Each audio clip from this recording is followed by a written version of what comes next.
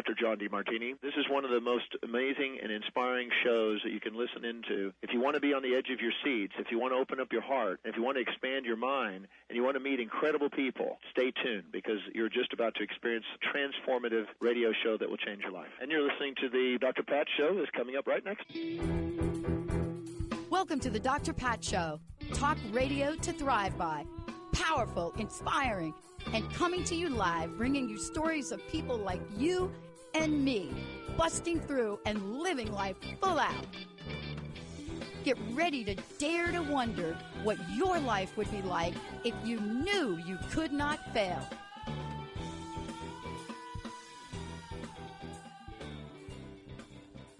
Hey, everybody, welcome. It is so great to have you in what we call our good news segment. And, you know, this segment's really a little bittersweet, and I just want to talk about it. Many of you have heard both me and Ellen and several other hosts talk about the launch of our addiction recovery channel. And you've asked me why. Why that one, Pat? You have 10 channels which you're launching, you're expanding. The women's channel came first, and now you're talking about the addiction recovery channel second. Well, I don't need to explain that to you because my guest today will explain that to you. We have passed a level in the United States, can't talk for the world, but we have passed a level beyond anything any of us thought we could even record in the world of addiction. And it doesn't matter how many movies you make about opioids. It doesn't matter how much coverage you have. You know, we watch what's going on, and yet the bottom line is, what are we doing to save lives? Today, joining me here today is an amazing individual. This is not a conversation for Lorraine. This is actually a purpose and a passion.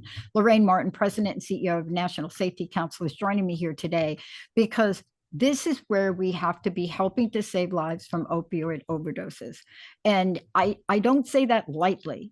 And what I will say about it is it happens times where people that are using don't even know that they've entered that zone. Lorraine, thank you for joining me here today. Oh, thank you, Dr. Pat. I want to talk to my first point. And, you know, my mom passed away as a drug addict. And back then they didn't call them opioids, right? They called them. When doctors used to write prescriptions for women that were too noisy, barbiturates, I don't even know what we called them. But even back then, there was a lack of awareness. And the individual that was taking these drugs wasn't even aware. What are you finding? Is that still the case? It still is the case that we don't have enough information about the drugs that we're taking, whether they're prescribed or otherwise. And that's a place that the National Safety Council has been working for at least over a decade, is to help with education of what you're being prescribed, what it might do to you, and if there are alternatives, because there actually, in many cases, are alternatives to opioids to help with inflammation, to help with pain. So just so much more. And yes, sometimes we don't know what we're being given, whether it's a prescription or, unfortunately now, with drugs that might just be something your buddy gives you at work. You hurt your knee, you want to stay on the job. They say they have a prescription for something that is a painkiller. They hand it to you. It's laced with fentanyl, one pill, and one pill can kill. So there's just so much awareness that we have to have around this, because at this point, Dr. Pat, we're losing 200 people a day to an overdose in our country. Yeah. And I would venture to say, fact check me on this, but I would venture to say that that is understated, because the amount of information you can get, or even the amount a family wants to, provide you with, that puts an individual in that situation. But you mentioned something, and I want to get back to it. The numbers are staggering, right? We're talking about death, but there's steps before death that we're just not paying attention to. But I want to get back to one thing you said. Fentanyl, oh my goodness. Yeah. I don't even know how to talk about fentanyl, because it's being laced in almost everything coming from the street, because it is so addictive, right? It's addictive, and it's very deadly as well. And you don't know what kind of concentration you're getting, even if you do know that there's something having to do with fentanyl in the drugs that you're taking. You don't know the dosage. And it's very, very lethal. Like I said, it really can be one pill and somebody can be on the floor in an overdose. And if you don't know how to respond or you don't have emergency attention nearby, they could lose their life on the spot. One pill. Yeah. I mean, let's talk about your mission here, because we're not just talking about the problem here. We're also talking about a solution and what you all are doing. You know, this is a great conversation for you and I to have, and I'm sure we've had so many of them. But underneath this, there is really something new, something that can be done. Tell us about that. There is. So the National Safety Council has been around for 110 years, and we look at what's causing people to get injured or lose their life. And right now, the number one cause of unintended death, both in our world and in our workplaces, is overdoses.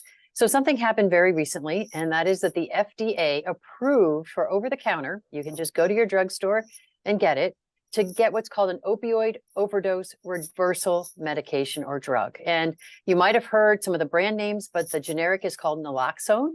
And it is available now so that you can have it at your workplace, in your home, in your schools.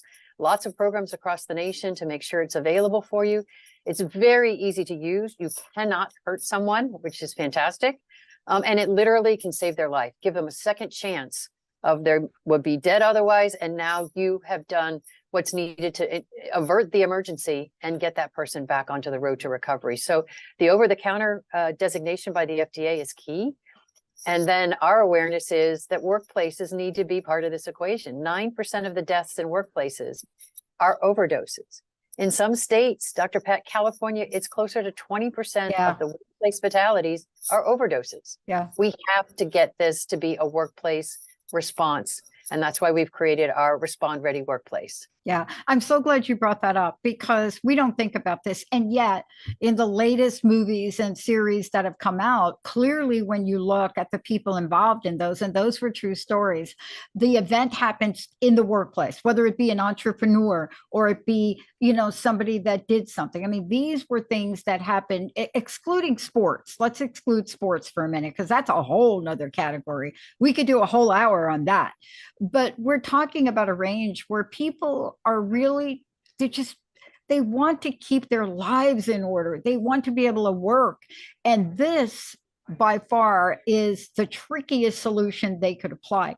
One, it gives them the relief they need immediately. And then what it does, it gives them the disbelief that they get from now using it. So what can we do to make all of us aware with employers? Because this, I think, has got to be key. Yeah, and whether it's a substance use issue that someone has, or whether it's just, like I said, one pill that someone gave you, people have jobs, and a big part of their day is at the workplace. And thankfully, that means they're, most cases, around other people. And so when they get into that emergency, being prepared at the workplace to take action is really important. We know that workplaces have to keep their people safe, and they want them to go home at night in the same condition they came in. We worry about power outages, heart attacks, hurricanes, violence in the workplace. We have to make sure that workplaces are addressing a potential overdose in the same way. And because this medicine is now available, the training is very simple. I was just literally at Congress 2 weeks ago training with one of the universities in DC, staffers and members on how to use naloxone. And it just is raising awareness that Congress is a workplace too, right? And everyone needs to make sure that they know how to do this. And one of the other great things is that when people have jobs and they learn skills, they take them with them. They don't leave the fact that they know how to put a tourniquet on because they learned it at work when they leave the plant, right? If they need to do a tourniquet on the baseball field, they know how to do it. Same thing here. They're going to know how to do naloxone administration, and they're going to know that they need to have it available wherever they are. And this is a force multiplier for workplaces to really lean into this. And that's what we're calling on them to do. And I love that you're doing that, because, you know, when I think about this, and correct me if I'm wrong on this, I think about government run occupations, and having a family that, you know, spent and dedicated their lives to the police force, et cetera. I mean, these are organizations that, you know, it does take a state governmental initiative to be aware of it. But oh my goodness, you know, we're looking at ways, if those folks were get trained, not just about themselves, but if they were trained in the people that they're in front of, it would be a game. Look, I was one of the advocates for the epi, the injection to put on airplanes, because you never know when somebody is going to have an allergic reaction. And I know how hard that was to really get that moving, but to get that in schools, right? You never know what's going to happen. How do we remove the stigma on this? Because we have to, I'm going to make up a word, destigmatize. No, that's a real word, ma'am. Yeah, there's two things that we've seen as I've been talking to folks around the country. Stigma is one of them, that these are people, that, maybe we don't want to take care of, or that they brought it on themselves. None of that is relevant if someone is dying in front of you and you can do something about it. And at the same time, as we've said, this is a disease, substance use disorders. And it's something that we need to treat and give folks the chance to recover and get back into the workforce, get back to their lives. And really helping folks take away that stigma. And specifically when we're talking about emergencies in front of them, to know you'd lean in if someone was having a heart attack and you had an AED on the wall, you need to do the same thing here and save the life. So that's really important. And the other one that goes with stigma is this issue of legality. And is somebody going to come after me? Same kind of world we went through with EpiPens and with AEDs, to ensure that there's Good Samaritan laws. And most of the states do have protections, both for civil and criminal, for Good Samaritan laws, for naloxone specifically, such that you should do what you can do. If you're doing your best effort, and thankfully naloxone can't hurt anyone, then you are covered and you should lean in and take that action. Yeah. I mean, I worked with the Congress people in my state around the VA, and what are we doing for our vets? Because it is a serious issue. And it's even more stigmatized, even asking for help. So your plate is full. I want to ask you, how do people find out more of this, and how can the public support you? That's really the question here. Yeah, where you can get resources is from nsc.org / and for this issue specifically, Respond Ready. So nsc.org / Respond Ready. But nsc.org has all kinds of resources on all kinds of safety related issues, from the workplace really to any place. And we have been providing support for drug-free workplaces, for recovery-friendly workplaces, all of the aspects of this very holistic perspective that a company needs to take to support their employees. But what can the community do? The community can get aware. They can lean into this, try to avoid that first sort of stigma. This isn't me. This isn't my family. These must be, other kinds of people. No, this is everyone. And Dr. Pat, at this point, when I'm talking to folks, there's very few people who don't know a story. They don't know someone, whether it's a kid in their high school, in their town, someone at work, a family member. With 200 people a day, this is hitting all of our lives. And so my message to everyone is get educated, learn more, open your mind to understanding that this is something that you could save a life, and understanding what it takes to do that. And it is making sure you have naloxone available with you wherever you are, and that you're trained to use it, and that you are ready to do so. Yeah, I know these are short interviews, but I must bring up one more place, because this is what I see. I work in the recovery field, as this is my passion, volunteer. The hardest thing to watch are what happens to young people, kids in high school or even middle school. Just the hardest thing. I mean, just a couple of situations right now. It's very hard. What do we need to do to get this in the school system? Because I believe that's the largest body of, I think it's one of the largest, next to police, fire, those organizations that were United States all over, right? But the school system, where we're starting to see these numbers that are actually recorded go through the roof. What can we do to have a conversation with the educational system? Yeah, and we need to have it in every corner of our lives, and schools are certainly one of them.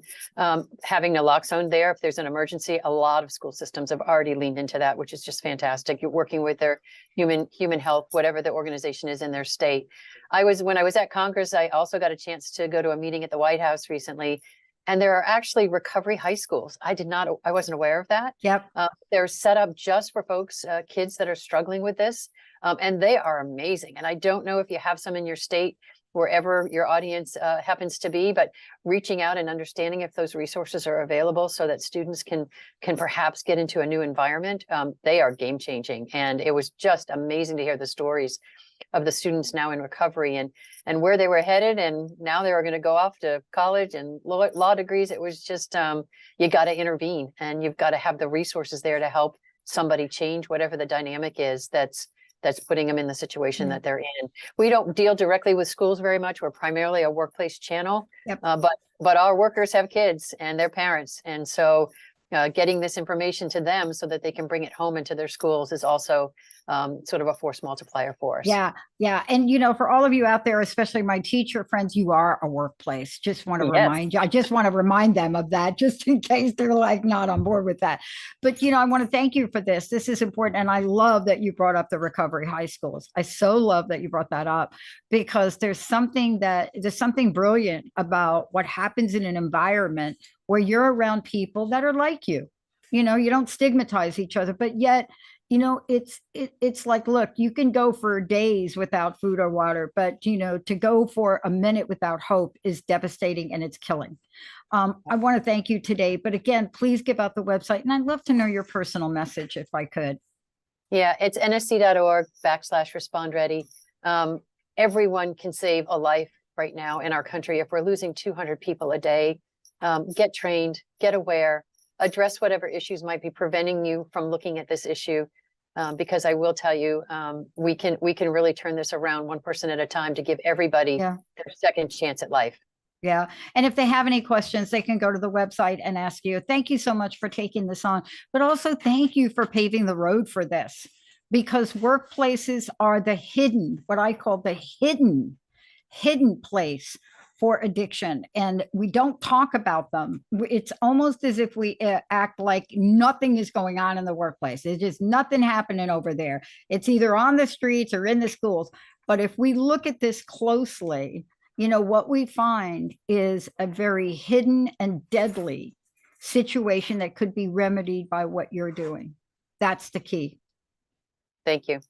Thank you, everybody, for tuning us in, turning us on. We'll see you next time.